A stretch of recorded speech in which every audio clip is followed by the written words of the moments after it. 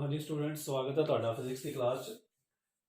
ਆਪਾਂ streamline flow ਬਾਰੇ ਪੜ੍ਹਨ ਲੱਗੇ ਹਾਂ। ਸੋ ਕੁਐਸਚਨ ਹੈ ਆਪਣਾ, state and explain streamline flow, write the characteristics of the streamline flow. So streamline flow ਕੀ ਹੁੰਦਾ, ਦੇਖੋ ਇੱਥੇ ਇੱਕ ਟਿਊਬ ਹੈ ਜਿਹਦੇ ਵਿੱਚ ਜਿਹੜਾ ਕਿ ਇੱਕ ਲਿਕੁਇਡ ਹੈ ਜਾਂ ਇੱਕ ਫਲੂਇਡ ਹੈ ਫਲੋ ਕਰ ਰਿਹਾ। ਸੋ ਇਹਦੇ ਦੇਖੋ ਕੀ ਹੁੰਦਾ ਹੈ ਕਿ ਜਦੋਂ ਵੀ ਫਲੂਇਡ ਇੱਕ ਪਰਟੀਕੂਲਰ ਪੁਆਇੰਟ ਤੋਂ ਲੰਘਦਾ ਨਾ, ਉਸ ਪਰਟੀਕੂਲਰ ਪੁਆਇੰਟ ਤੇ ਉਹਦੀ ਡਾਇਰੈਕਸ਼ਨ ਤੇ ਉਹਦੀ ਵੈਲੋਸਿਟੀ ਜਿਹੜੀ ਹੈ ਉਹ ਸੇਮ ਰਹਿੰਦੀ ਹੈ। ਸੋ ਜਿੰਨੇ ਵੀ ਪਾਰਟੀਕਲਸ ਉਸ ਪੁਆਇੰਟ ਤੋਂ ਲੰਘਣਗੇ ਉਹਨਾਂ ਸਾਰਿਆਂ ਦੀ ਵੈਲੋਸਿਟੀ, ਜਿਵੇਂ A ਪੁਆਇੰਟ ਹੈ ਇੱਥੇ V1 ਆਪਾਂ ਵੈਲੋਸਿਟੀ ਦਿਖਾਈ ਹੈ, ਪੁਆਇੰਟ B ਤੇ ਵੈਲੋਸਿਟੀ V2 ਦਿਖਾਈ ਹੈ, ਪੁਆਇੰਟ C ਤੇ V3 ਦਿਖਾਈ ਹੈ। ਸੋ ਇਹ ਕਿਉਂ ਵੈਲੋਸਿਟੀ ਡਿਫਰੈਂਸ ਕਿਉਂ ਹੁੰਦਾ, ਕਿਉਂਕਿ ਇਹਦਾ ਏਰੀਆ ਜਿਹੜਾ ਘੱਟ ਵੱਧ ਜਾਂਦਾ ਟਿਊਬ ਦਾ। ਸੋ ਜਿੰਨੇ ਵੀ particles of the fluid point A ਤੋਂ ਲੰਘਣਗੇ ਉਹਨਾਂ ਸਾਰਿਆਂ ਦੀ ਵੈਲੋਸਿਟੀ V1 ਹੋਏਗੀ। ਸੋ ਉਹ ਪਾਰਟੀਕਲ ਜਿੰਨੇ ਵੀ ਇਸ ਪੁਆਇੰਟ ਤੋਂ B ਪੁਆਇੰਟ ਤੋਂ ਲੰਘਣਗੇ, ਠੀਕ ਹੈ ਨਾ, ਆ ਇੱਕ ਪਾਥ ਦਿਖਾਇਆ ਆਪਾਂ ਫਲੂਇਡ ਦਾ ਫਲੋ ਦਾ ABC। B ਪੁਆਇੰਟ ਤੋਂ ਜਿੰਨੇ ਵੀ ਪਾਰਟੀਕਲਸ ਫਲੋ ਕਰਨਗੇ ਉਹਨਾਂ ਦੀ ਵੈਲੋਸਿਟੀ ਜਦੋਂ ਵੀ B ਪੁਆਇੰਟ ਤੋਂ ਲੰਘਣਗੇ ਉਹਨਾਂ ਦੀ ਵੈਲੋਸਿਟੀ V2 ਹੋਏਗੀ, ਤੇ C ਪੁਆਇੰਟ ਤੋਂ ਲੰਘਣਗੇ ਵੈਲੋਸਿਟੀ ਉਹਨਾਂ ਦੀ V3 ਹੋਏਗੀ। ਠੀਕ ਹੈ। ਸੋ ਇਹ ਡਿਫਰੈਂਸ ਕਿਉਂ ਆਉਂਦਾ, ਕਿਉਂਕਿ ਏਰੀਆ ਦੇ ਘਟਣ ਵਧਣ ਕਰਕੇ ਵੈਲੋਸਿਟੀ ਦੀ ਚੇਂਜਸ ਆਉਂਦੀਆਂ ਨੇ। ਜੇ ਏਰੀਆ ਟੋਟਲੀ ਸੇਮ ਰਹੇ ਤਾਂ ਵੈਲੋਸਿਟੀ ਵੀ ਸੇਮ ਰਹੇਗੀ। ਸੋ ਇਹ ਐਸਾ ਫਲੋ, ਇਹਨੂੰ ਸਟ੍ਰੀਮਲਾਈਨ ਫਲੋ ਕਿਹਾ ਜਾਂਦਾ ਹੈ ਕਿ ਇੱਕ particular area of cross section ਵਿੱਚੋਂ ਫਲੋ ਕਰ ਰਿਹਾ ਲਿਕੁਇਡ, ਉਹਦੀ ਜਿਹੜੀ ਵੈਲੋਸਿਟੀ ਹੈ ਉਹ ਸੇਮ ਰਹੇ ਉਹਦੇ ਪਾਰਟੀਕਲਸ ਦੀ। ਠੀਕ ਹੈ। So when the flow of a fluid is such that each particle of a fluid passing a given point ਜਿਵੇਂ ABC ਹੈ, moves along the same path with same velocity as its predecessors ਮਤਲਬ ਜਿਹੜੇ ਪਹਿਲੇ particle ਲੰਘ ਗਏ ਇਹਦੇ ਤੋਂ, then the flow is said to be steady or streamline। ਠੀਕ ਹੈ। ਸੋ ਇਹਦੇ ਬਾਰੇ ਆਪਾਂ ਇਹ ਸਾਰਾ ਲਿਖਿਆ ਇੱਥੇ ਕਿ ਆਪਾਂ ਕੰਸੀਡਰ ਕਰ ਲਿਆ ਕਿ ਇੱਕ ਟਿਊਬ ਹੈ ਜਿਹਦੇ ਵਿੱਚ ABC ਗਿਵਨ ਪਾਥ ਹੈਗਾ, ਉਹ ਲਿਕੁਇਡ ਜਿਹੜਾ ਫਲੋ ਕਰ ਰਿਹਾ। ਠੀਕ ਹੈ। ਸੋ V1 V2 V3 ਹੈਗੀਆਂ ਨੇ, ਵੈਲੋਸਿਟੀਜ਼ ਹੈਗੀਆਂ ਨੇ at point A B and C। ਸੋ ਜਿੰਨਾ ਵੀ ਲਿਕੁਇਡ ਫਲੋ ਕਰੇਗਾ ਪੁਆਇੰਟ A ਤੋਂ ਉਹਨਾਂ ਸਾਰੇ ਪਾਰਟੀਕਲਸ ਦੀ ਵੈਲੋਸਿਟੀ V1 ਹੋਵੇ, B ਪੁਆਇੰਟ ਤੋਂ ਜਿਹੜਾ ਫਲੋ ਕਰੇ ਉਹਦੀ ਵੈਲੋਸਿਟੀ V2 ਹੋਵੇ, ਤੇ C ਪੁਆਇੰਟ ਤੋਂ ਫਲੋ ਕਰੇ ਉਹਦੀ ਵੈਲੋਸਿਟੀ V3 ਹੋਵੇ। ਤਾਂ ਐਸੇ ਲਿਕੁਇਡ ਦੇ ਫਲੋ ਨੂੰ, ਐਸੇ ਫਲੂਇਡ ਦੇ ਫਲੋ ਨੂੰ ਆਪਾਂ ਕੀ ਕਹਿੰਦੇ ਆ, ਸਟ੍ਰੀਮਲਾਈਨ ਫਲੋ। ਠੀਕ ਹੈ। ਸੋ ਜਿੰਨੇ ਵੀ particle succeeding particles move with the same velocity at A B and C, then the flow of the fluid is called steady or streamline flow। ਠੀਕ ਹੈ। ਹੁਣ ਆਪਾਂ ਦੀ ਕਰੈਕਟਰਿਸਟਿਕਸ ਬਾਰੇ ਗੱਲ ਕਰਾਂਗੇ। ਕਰੈਕਟਰਿਸਟਿਕਸ, ਫਸਟ ਕਰੈਕਟਰਿਸਟਿਕਸ ਕੀ ਹੈਗੀ, ਦੇਖੋ ਕਿ ਆਪਾਂ ਜਦੋਂ ਟੇਂਜੈਂਟ ਡਰਾ ਕਰਦੇ ਆ ਇਹਦੇ, ਜਿਵੇਂ A ਪੁਆਇੰਟ ਤੇ ਟੇਂਜੈਂਟ ਡਰਾ ਕੀਤੀ ਤਾਂ ਇਹ ਡਾਇਰੈਕਸ਼ਨ ਤੇ ਵੈਲੋਸਿਟੀ ਬਾਰੇ ਦੱਸਦਾ ਹੈ। ਠੀਕ ਹੈ ਨਾ। ਇਸ ਪਰਟੀਕੂਲਰ ਪੁਆਇੰਟ ਤੇ ਡਰਾ ਕੀਤੀ ਗਈ ਟੇਂਜੈਂਟ ਫਲੂਇਡ ਦੇ ਉਹਦੀ ਵੈਲੋਸਿਟੀ ਤੇ fluid the direction of flow ਬਾਰੇ ਦੱਸਦਾ ਹੈ। ਠੀਕ ਹੈ। ਆਪਾਂ ਨੈਕਸਟ ਇੱਥੇ ਲਿਖਦੇ ਹਾਂ। ਠੀਕ ਹੈ। ਦੇਖੋ ਫਸਟ ਪੁਆਇੰਟ ਹੈ, tangent at any point gives the direction of velocity of fluid particle at that point. ਜਿਵੇਂ ਆਪਾਂ A B ਤੇ C ਤੇ ਦੇਖਿਆ ਕਿ ਵੈਲੋਸਿਟੀਜ਼ V1 V2 V3, ਉਹਦਾ ਡਾਇਰੈਕਸ਼ਨ ਆਪਾਂ ਨਾਲ ਦਿਖਾਈ ਕਿ ਉਹ ਡਾਇਰੈਕਸ਼ਨ ਦੱਸੇਗਾ। ਠੀਕ ਹੈ। ਸੈਕਿੰਡ ਉਹਦੀ ਕਰੈਕਟਰਿਸਟਿਕ ਹੈ ਕਿ no two streamlines can cross each other। ਕਦੀ ਵੀ ਦੋ ਸਟ੍ਰੀਮਲਾਈਨਸ ਇੱਕ ਦੂਜੇ ਨੂੰ ਕ੍ਰੋਸ ਨਹੀਂ ਕਰ ਸਕਦੀਆਂ। ਜਿਵੇਂ ਦੇਖੋ ਆਹ ਸਟ੍ਰੀਮਲਾਈਨ ਹੈ ਤੇ ਆਹ ਸਟ੍ਰੀਮਲਾਈਨ ਹੈ, ਆਹ ਅਲੱਗ ਹੈ ਆਹ ਅਲੱਗ ਹੈ, ਇਹ ਕ੍ਰੋਸ ਨਹੀਂ ਕਰਨਗੀਆਂ ਕਦੀ ਵੀ ਇੱਕ ਦੂਜੇ ਨੂੰ। ਠੀਕ ਹੈ। ਸੋ ਮੰਨ ਲਓ ਜੇ ਕ੍ਰੋਸ ਕਰਦੀਆਂ ਨੇ ਤਾਂ ਆਹ ਪੁਆਇੰਟ ਆਫ ਇੰਟਰਸੈਕਸ਼ਨ ਹੈ, ਇਸ ਪੁਆਇੰਟ ਤੇ ਇੱਕ ਪਰਟੀਕੂਲਰ ਪਾਰਟੀਕਲ ਦੀ ਇੱਕ ਇੱਧਰ ਵੀ ਡਾਇਰੈਕਸ਼ਨ ਹੋ ਗਈ ਤੇ ਇੱਧਰ ਵੀ ਡਾਇਰੈਕਸ਼ਨ ਹੋ ਗਈ, ਦੋ ਡਾਇਰੈਕਸ਼ਨਸ ਹੋ ਗਈਆਂ, ਜਿਹੜਾ ਕਿ ਪੋਸੀਬਲ ਨਹੀਂ ਹੈਗਾ। ਠੀਕ ਹੈ। ਸੋ ਇਸ ਲਈ ਆਪਾਂ ਕਹਾਂਗੇ ਕਿ they will never cross each other, ਇਸ ਤਰ੍ਹਾਂ ਹੀ ਰਹੇਗਾ। ਠੀਕ ਹੈ ਨਾ। ਸੋ ਇਸ ਤਰ੍ਹਾਂ ਸਟ੍ਰੀਮਲਾਈਨਸ ਫਲੋ ਕਰਨਗੀਆਂ, ਇਸ ਤਰ੍ਹਾਂ ਕਦੀ ਵੀ ਨਹੀਂ ਕਰਨਗੀਆਂ। ਠੀਕ ਹੈ। ਸੋ no two streamlines can cross each other।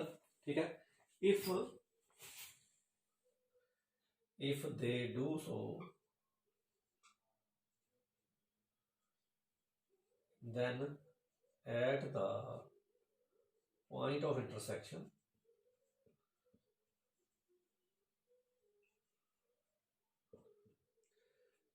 point of intersection है, ठीक है, the particle of the fluid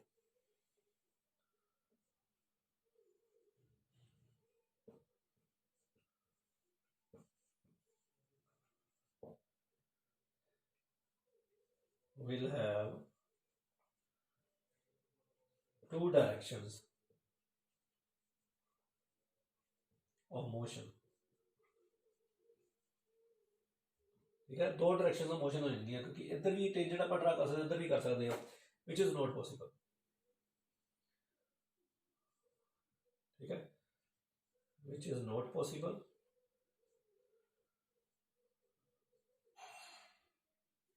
therefore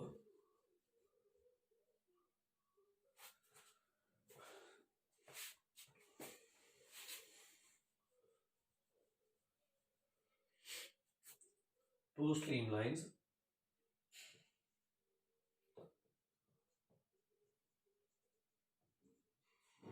cannot cross each other.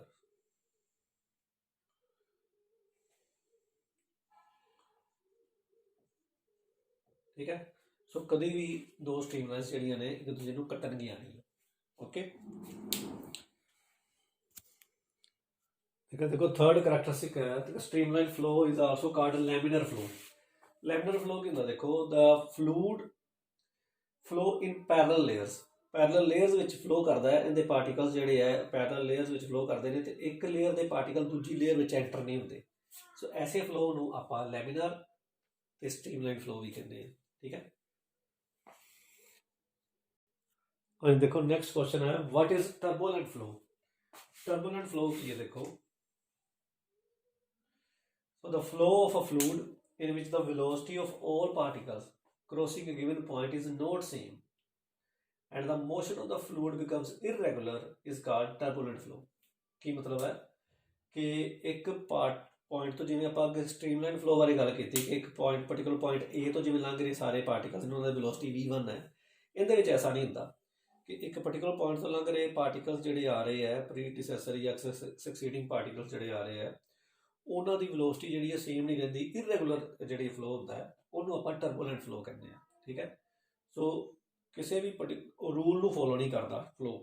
ठीक है, सो ऐसे फ्लो ऑफ लिक्विड नूं या फ्लो ऑफ फ्लूइड नूं आपां कहंदे आ टर्बुलेंट फ्लो। ओके,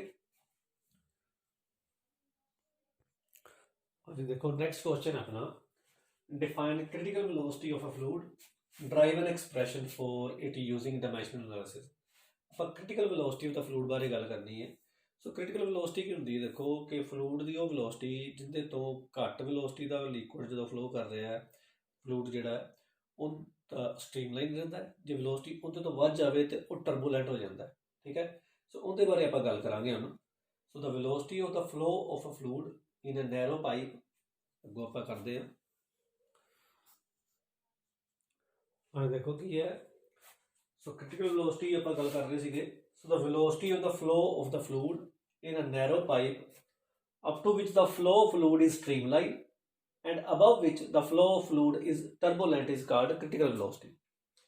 ठीक है, सो ਜਿਹੜੀ वेलोसिटी तो थल्ले वेलोसिटी तक फ्लो स्ट्रीमलाइन रहे ਤੇ उस वेलोसिटी तो ਵਧਣ ਤੇ फ्लो ਜਿਹੜਾ टर्बुलेंट हो जाए फ्लूइड ਦਾ ਉਸ ਨੂੰ क्रिटिकल वेलोसिटी ਕਿਹਾ ਜਾਂਦਾ ਹੈ। ਇਹਦੇ ਬਾਰੇ ਐਕਸਪ੍ਰੈਸ਼ਨ ਆਪਾਂ ਕਰਨਾ ਹੁਣ, expression for critical velocity. So critical velocity VC ਜਿਹੜੀ ਹੈ ਕਿਸੇ फ्लूइड ਦੀ ਜਿਹਦੀ ਡੈਂਸਿਟੀ ρ ਹੈ ਤੇ ਕੋਫੀਸ਼ੀਐਂਟ ਵਿਸਕੋਸਿਟੀ ਈਟਾ ਹੈ ਤੇ ਜਿਹੜੀ ਕਿ ਇੱਕ ਟਿਊਬ ਜਿੰਦਾ ਕਿ ਡਾਇਆਮੀਟਰ ਕੈਪੀਟਲ D ਹੈ ਉਹਦੇ ਵਿੱਚ ਫਲੋ ਕਰ ਰਿਹਾ ਹੈ, ਉਹ क्रिटिकल वेलोसिटी ਕਿਤੇ ਤੇ ਡਿਪੈਂਡ ਕਰਦੀ ਹੈ। ਉਹ ਡਿਪੈਂਡ ਕਰਦੀ ਹੈ ਡੈਂਸਿਟੀ ਤੇ, ਕੋਫੀਸ਼ੀਐਂਟ ਵਿਸਕੋਸਿਟੀ ਤੇ diameter of the tube D ਤੇ। ठीक है, सो आप लिखांगे that is VC is directly proportional to देखो डेंसिटी होगी rho power A eta power B and D power C। ठीक है, इन्हों पर डिपेंड करती है। हुण देखो आपां इनू इक्वलिटी ते कॉन्स्टेंट ऑफ प्रोपोर्शनैलिटी इत्थे लगा दांगे, rho power A eta power B ते D पावर C। हुण आपां कंपेयर करनियां ने डायमेंशनस। ठीक है, सो आपां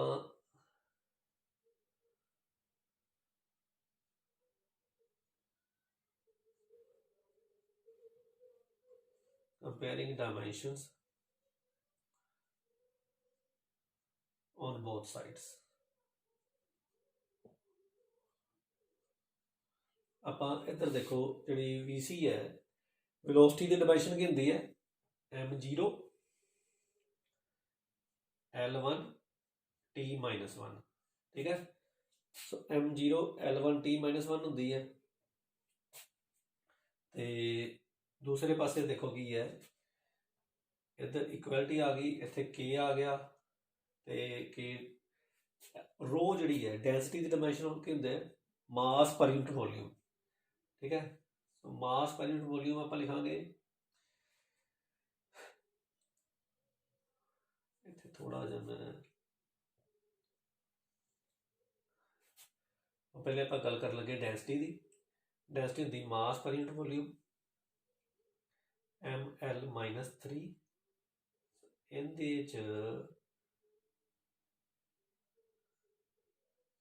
च पावर आ गई ए। ठीक है, इत्थे आप के लिख देंगे। चलो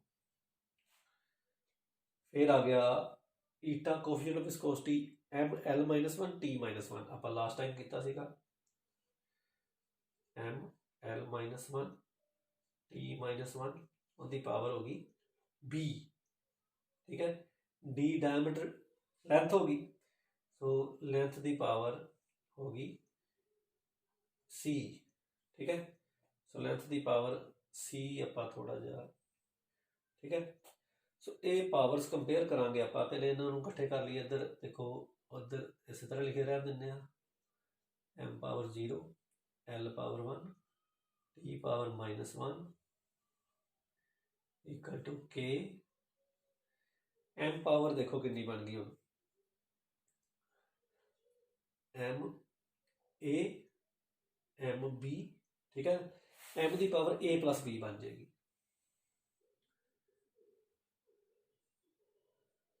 ठीक है, हम l पावर देखिए कितनी बन गई -3a -b ते प्लस इथों c आ जाएगा। ठीक है, थोड़ा जहा साफ लिख देना मैं। ठीक है, सो l की पावर -3 है, इनू मल्टीप्लाई करके -b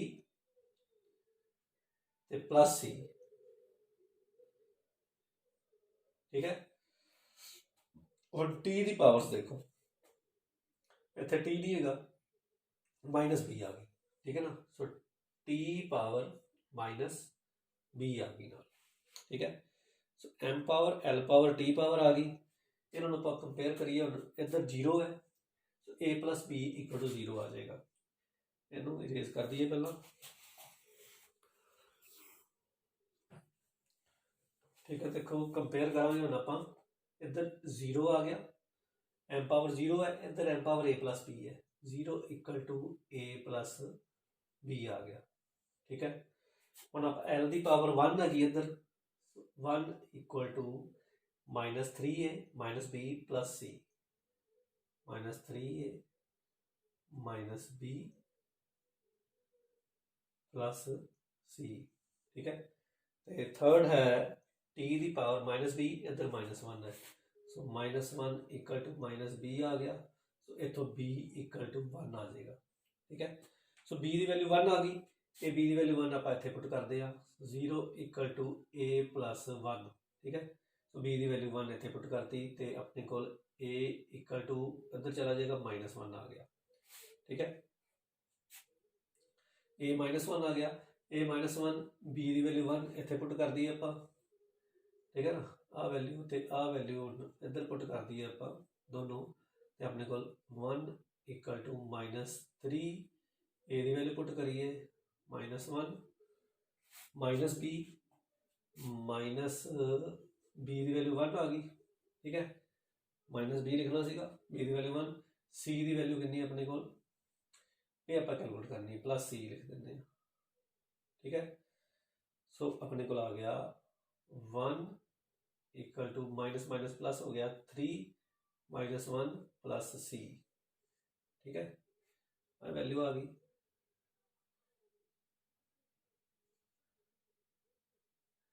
सो अपने को 1 इक्वल टू 2 प्लस c आ गया, सो c की वैल्यू 2 माइनस हो जाएगा, 1 -2 equal to c, so c equal to -1 आ गया अपने को। ठीक है, so a equal to -1, b equal to 1, a equal to -1, b equal to 1 तो c इक्वल टू -1 अपने को आ गया तीनों वैल्यूज। हम आप इक्वेशन 1 आ इक्वेशन 1 है अपनी, मान लो, ठीक है ना। इक्वेशन 1 च पुट कर देंगे हैं, put in equation 1। So V C कितनी होगी अपने को, K rho power A minus rho the power -1, eta power B, eta the power 1 ਤੇ डी ਦੀ power c d power -1। So -1 power ਵਾਲੀ ਆਪਾਂ ਬਟੇ 'ਚ ਲੈ ਜਾਵਾਂਗੇ, ਠੀਕ ਹੈ ਨਾ, ਡਿਨੋਮੀਨੇਟਰ 'ਚ ਲੈ ਜਾਓ ਇਹਨਾਂ ਨੂੰ। So k eta divide by rho into D, ठीक है। So K eta divide by rho into D, एक क्रिटिकल वेलोसिटी का एक्सप्रैशन अपने को आ गया कि अननोन है, कांस्टेंट ऑफ प्रोपोर्शनैलिटी इहदे च पता नहीं आपां नूं चलदा।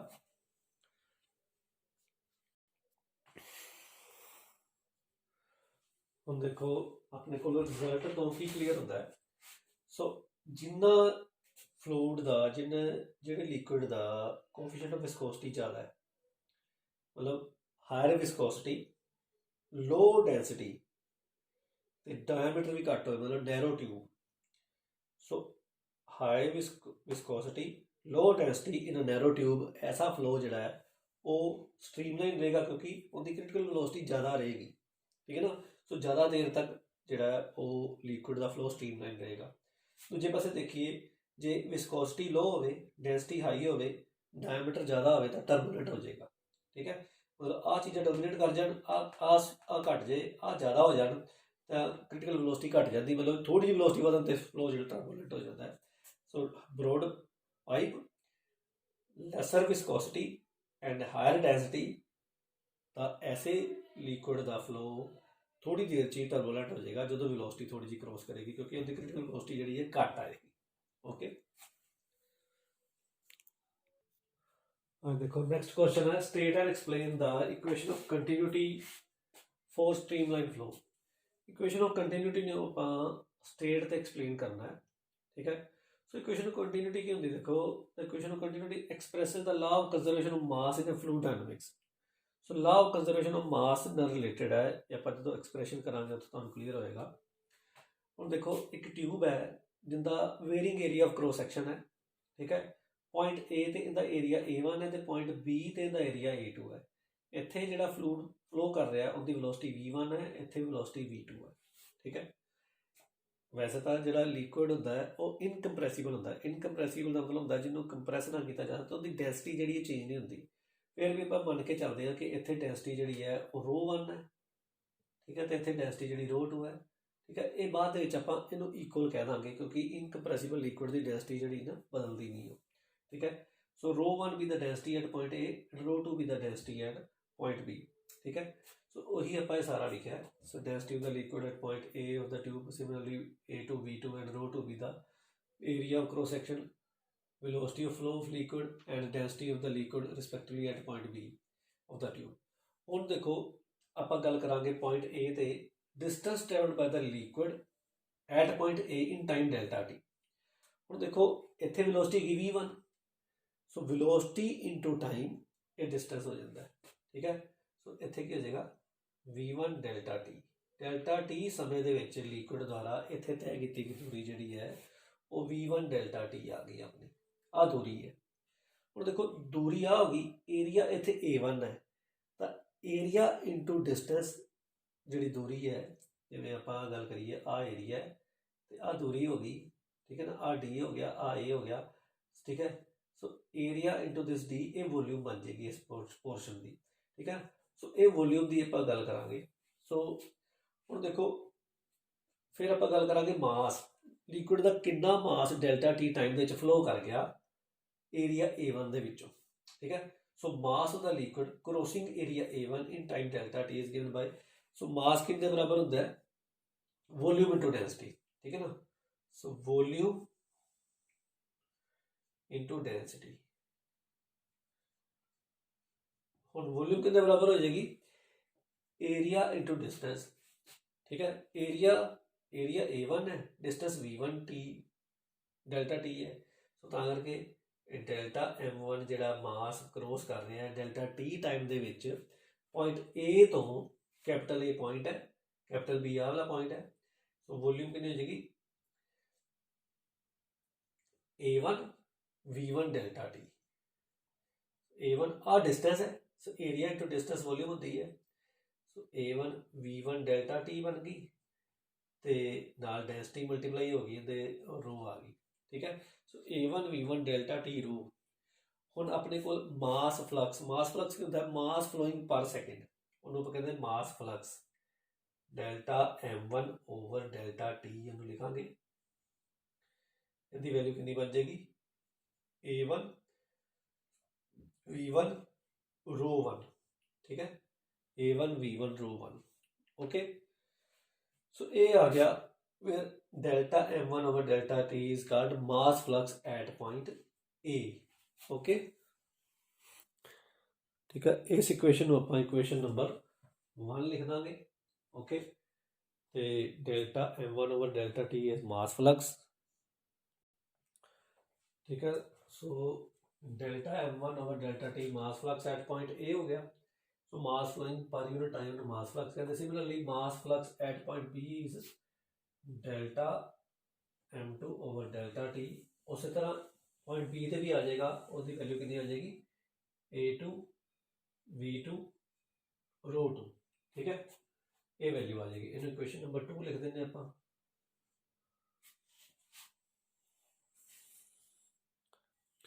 ਹੁਣ ਦੇਖੋ, since there is no sink or source between point A and B, ਜਿਹੜੀ ਪਾਈਪ ਦੇ ਵਿੱਚ ਲਿਕੁਇਡ ਫਲੋ ਕਰ ਰਿਹਾ ਹੈ ਪੁਆਇੰਟ A ਤੇ B ਦੇ ਵਿੱਚ, ਨਾ ਤਾਂ ਕਿਤੋਂ ਲਿਕੁਇਡ ਐਂਟਰ ਹੋ ਰਿਹਾ ਤੇ ਨਾ ਹੀ ਕਿਤੇ ਲੀਵ ਕਰ ਰਿਹਾ। ਸੋ ਜਿੰਨਾ ਲਿਕੁਇਡ A ਚੋਂ ਫਲੋ ਕਰ ਰਿਹਾ ਉਨਾ ਹੀ ਲਿਕੁਇਡ B ਚ ਫਲੋ ਕਰ ਰਿਹਾ, ਤਾਂ ਆਪਾਂ ਕਹਾਂਗੇ mass flux at point A is equal to mass flux at point B। ਠੀਕ ਹੈ, ਸੋ ਤਾਂ ਕਰਕੇ ਇਹ ਫਲਕਸ ਜਿਹੜਾ ਹੈ ਇਹ ਬਰਾਬਰ ਹੋਏਗਾ। ਠੀਕ ਹੈ, ਸੋ ਇਹਦਾ ਮਤਲਬ ਕੀ ਹੋ ਗਿਆ ਕਿ A1 V1 row 1 equal to A2 V2 रो 2 ਦੇ ਬਰਾਬਰ ਹੋ ਗਿਆ। ਠੀਕ ਹੈ, ਹੁਣ ਦੇਖੋ ਅੱਗੇ ਆਪਾਂ ਗੱਲ ਕੀਤੀ ਹੈ ਕਿ ਜਿਹੜਾ ਲਿਕੁਇਡ ਹੈ ਇਨਕੰਪਰੈਸੀਬਲ ਹੈ। So as the liquid is ਇਨਕੰਪਰੈਸੀਬਲ,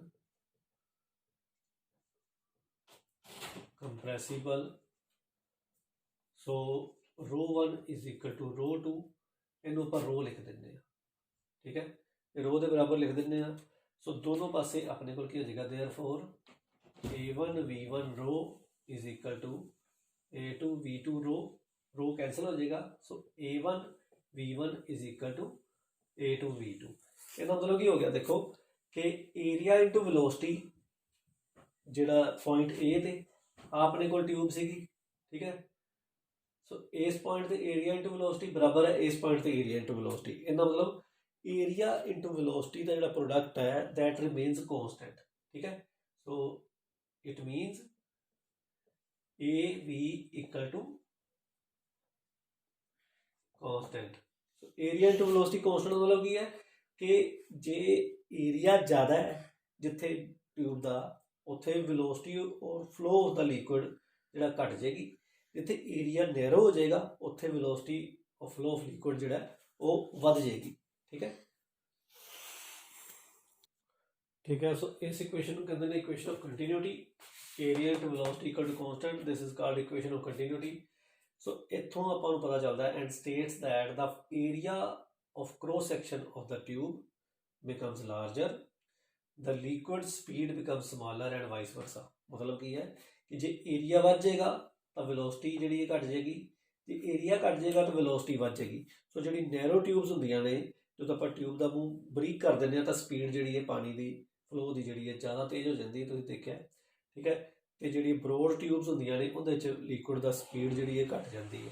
ठीक है, इस करके जोड़ा है वो डीप वाटर जोड़ा दैट रन स्लो, क्योंकि एरिया काफ़ी ज़्यादा हो जाता है तो उसकी स्पीड जी घट जाती है।